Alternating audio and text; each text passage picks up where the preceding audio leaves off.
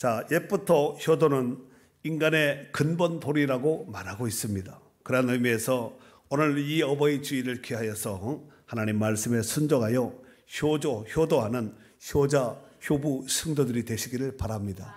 그래서 우리 하나님이 효부 성도들에게 복 주시고자 약속하셨던 그 모든 복을 거머쥐고 누릴 수 있는 축복된 걸어간 권속들이 되시기를 주의 이름으로 축복합니다. 자, 오늘 메인 본문은 에베소서 6장 1절에서 3절에 있는 말씀인데 일단 1절을 다 같이 한번 읽도록 하겠습니다. 1절 자녀들아 시작. 자녀들아 주 안에서 너희 부모에게 순종하라. 이것이 옳으니라. 아멘. 네. 자, 자녀들아 한번 원문 한번 보여줘 보세요. 너무 리얼하게 썼죠. 자녀들아 주 안에서 너희 부모에게 순종하라. 이것이 옳으니라. 타 테크나 휘팍푸에테에서 타 제일 저쪽에 TA 같이 생긴 거 테크나 자녀들아 그 자녀들아 휘팍푸에테 순종하라. 그까지만 자르도록 하겠습니다. 순종하라. 자녀들아 순종하라. 이게 휘팍푸에테인데 문법이 동사, 명령, 현재, 능동, 인칭, 복수. 여러분 이건 알 필요는 없지만 이것이 그래도 제가 성경을 연구해서 왔구나. 그냥 목사님이 그냥 감동만 기도하다가 이렇게 해서 한 것이 아니라 원어를 막 사전 찾고 원문 찾고 이렇게 연구해서 왔구나를 보여주기 위해서 이렇게 보여주고 있는데 해석해 보면은 잘 보세요.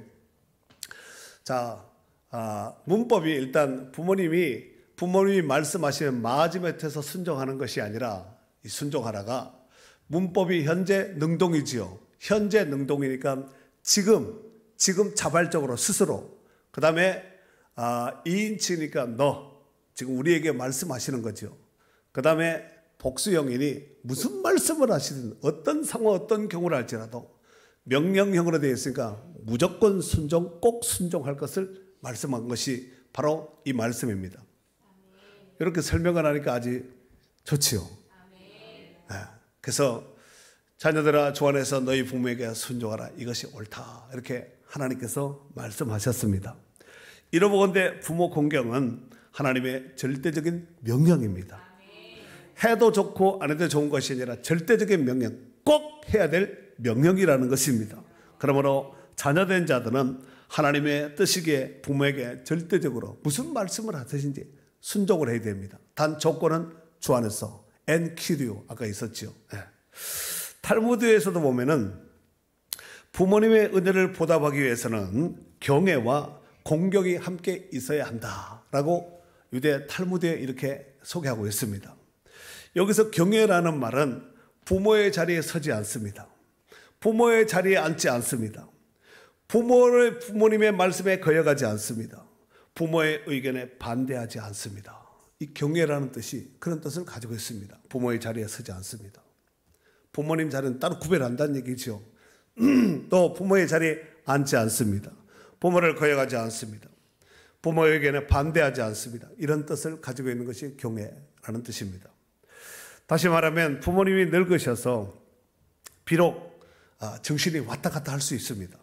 그런 상황이라 할지라도 여전히 부모는 부모지요. 정신이 말짱해지만 부모가 아니라 부모님이 나이가 들면은 뭐 치매도 걸릴 수가 있고 정신이 깜빡할 수도 있고 왔다 갔다 할 수도 있습니다. 그러함에도 불구하고 부모는 부모라는 것입니다. 그리고 부모님 자리에 서드릴 수 있도록 제자리에 앉혀드릴 수 있도록 하시한다든가 함부로 한다든가 이렇게 하지 말고 여전히 부모의 자리에 앉혀놓는 그것이 바로 순종이라고 볼 수 있습니다. 예수님께서도 이 땅의 사역 중에 육신의 이 땅의 부모님에게 철저하게 순종의 본을 보이셨습니다. 이를테면 누가복음 2장 51절 말씀에 보면은 예수께서 함께 내려가서 나사렛에 이르러 순종하여 받드시더라. 순종하여 받들었다는 것이죠.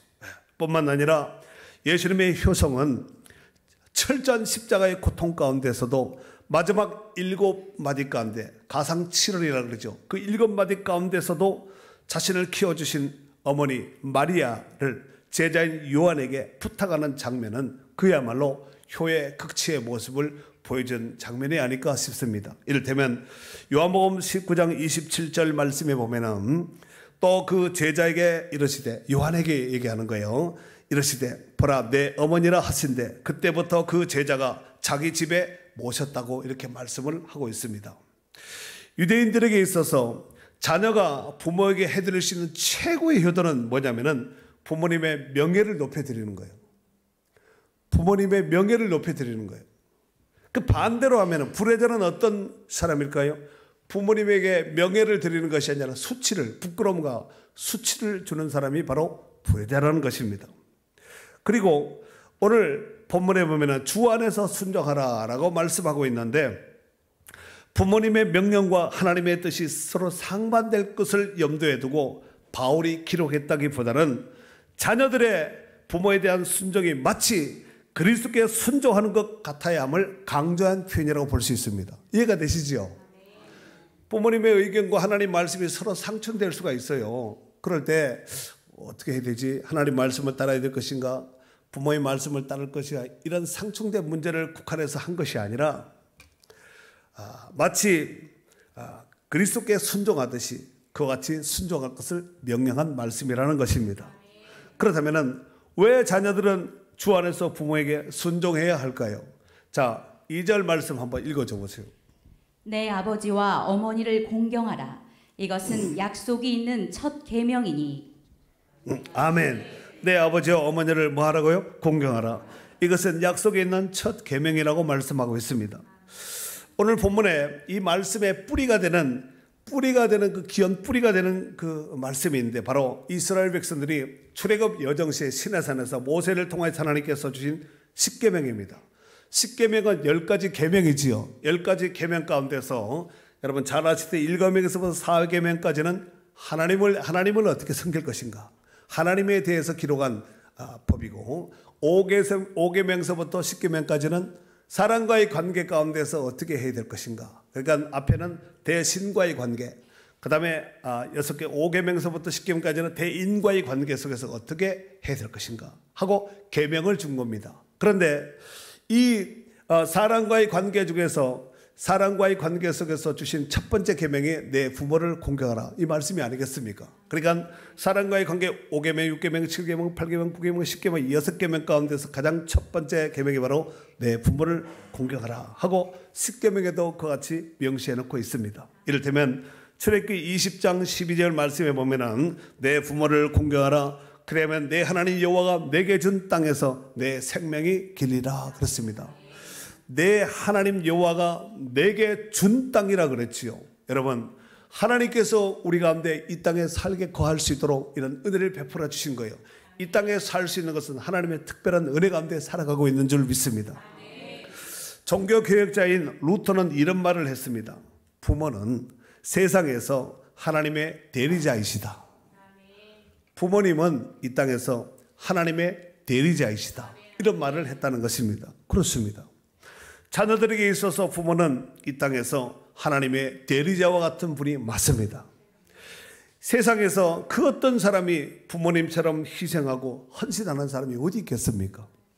이러건대 부모님은 우리 눈에 보이지 않는 하나님을 마치 눈으로 볼 수 있도록, 하나님을 보이지 않는 하나님을 눈으로 볼 수 있도록 해주신 분이 바로 부모님이라고 보면은 맞지 않을까 싶습니다. 자, 이에 반해서 성경은 부모님의 말씀에 순종하지 않고 오히려 조롱하고 희롱하는 자들에게 엄중한 경고의 메시지도 기록을 해놓고 있습니다. 이를테면 잠언 30장 17절에 보면은 아비를 조롱하며 어미 순종하기를 싫어하는 자의 눈은 골짜기에 까마귀에게 쪼이고 독수리 새끼에게 먹히리라 그랬습니다. 이건 축복이 아니라 저주지요. 출애굽기 21장 15절에는 자기 아버지나 어머니를 치는 자는 반드시 죽일지니라 그랬습니다.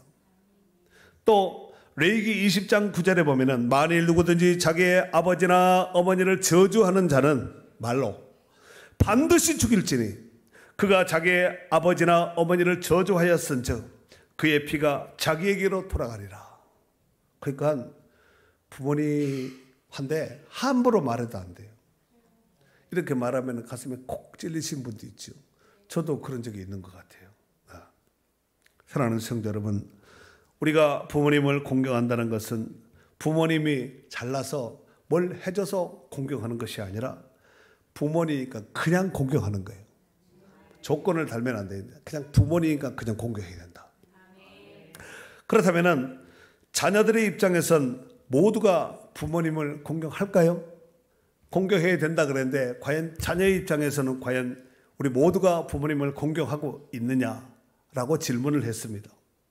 어떤 이는 공경하는 자녀도 있겠지만 그렇지 않는 자녀도 있을 수가 있습니다. 그래서 성경에서는 자녀들에게 부모님을 공경하는 법을 가르치라고 말씀하고 있습니다. 그냥 가만히 두면은 지가 알아서 효도하고 지가 잘하겠지, 그렇지 않고 가르치라는 거예요.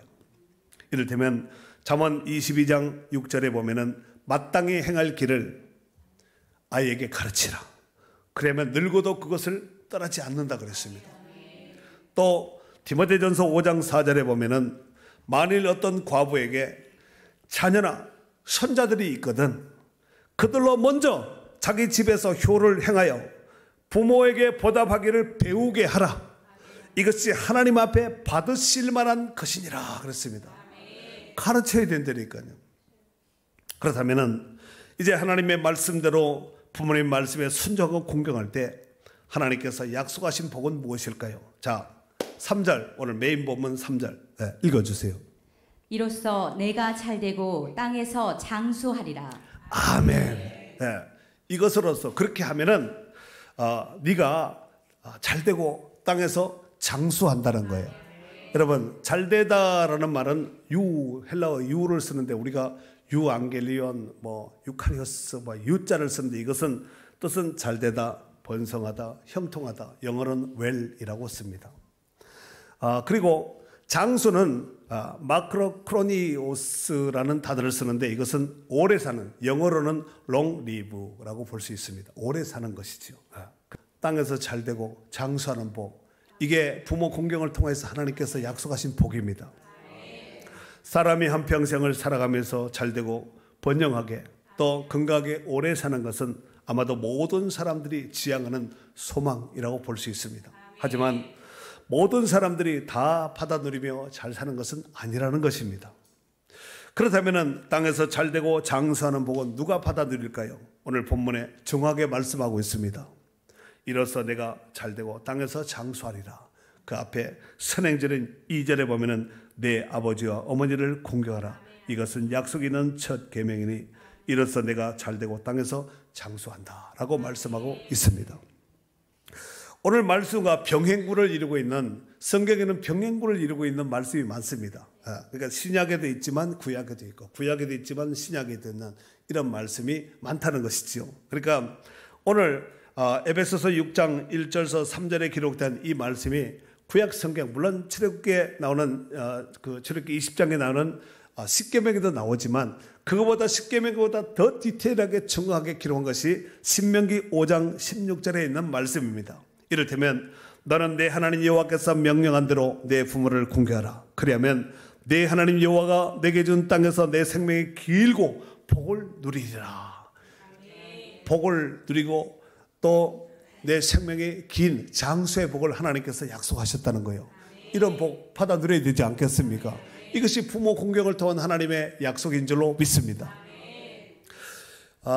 교도소에 수감된 어느 수용자가 쓴 어머니의 눈물이라는 글이 있는데 거기에 보면은 작년 겨울 첫 면회를 오신 어머니께서 고개를 숙인 채 땅만 내려보고 있는 불효자식에게 한마디 말씀이 없으셨습니다. 잠시 침묵이 흐르는 어머니는 춥지? 이 한마디를 떨리는 목소리로 물어보셨습니다. 이 한마디를 하시고 억지로 눈물을 참으시느라 어머니의 눈가가 붉어지더니 한 줄기의 뜨거운 눈물이 흘러내렸습니다. 그것이 그냥 눈물이 아닌 피눈물이었습니다. 춥지? 겨우 한마디 하시고 접견 시간을 다 보내신 어머니는 성경책 한 권을 남기고 떠나가셨습니다. 그 후에 다시 면회가 없으신 어머니에 대해서 불평하고 있을 무렵에 형이 면회에 왔을 때 어머니에 대한 불평을 하자 형이 소리를 지르며 말했습니다. 야 이놈아, 아직도 정신을 못 차리니 너 어머니가 어떻게 되었는지 알아? 순간 불길한 느낌을 들어 다그쳐 묻자 형은 어머니가 며칠 전화를 안 받으셔서 찾아가 보았더니 엄동설한 추운 겨울에 자식의 죄가 당신의 죄 때문이라며 방에 불을 끊으시고 당신도 감옥 생활을 해야 한다며 자식의 죄와 어미의 죄를 용서해달라고 기도하시다가 결국은 멈춰 누우셨다는 것입니다. 그러면서 그는 이렇게 고백했습니다. 금수보다도 못한 내 두 눈에 처음으로 뜨거운 눈물이 솟구쳐 올랐습니다. 그리고 그날부터 나는 어머니가 남기고 가신 성경을 읽기 시작했습니다. 그러자 어머니의 눈물이 내 죄에 대한 하나님의 눈물이요 하나님의 사랑이신 것을 깨닫게 되었습니다. 그래서 그는 철저하게 회개하고 새 사람이 되었다는 거예요. 말씀을 준비하다 보니까 이런 글이 있어서 은혜가 되어서 같이 나눌까 해서 잠시 나눴는데 글을 읽으면서 남의 이야기 같이 들리지 않는 거예요. 그래서 참 가슴에 많이 닿아서 뭉클뭉클했습니다.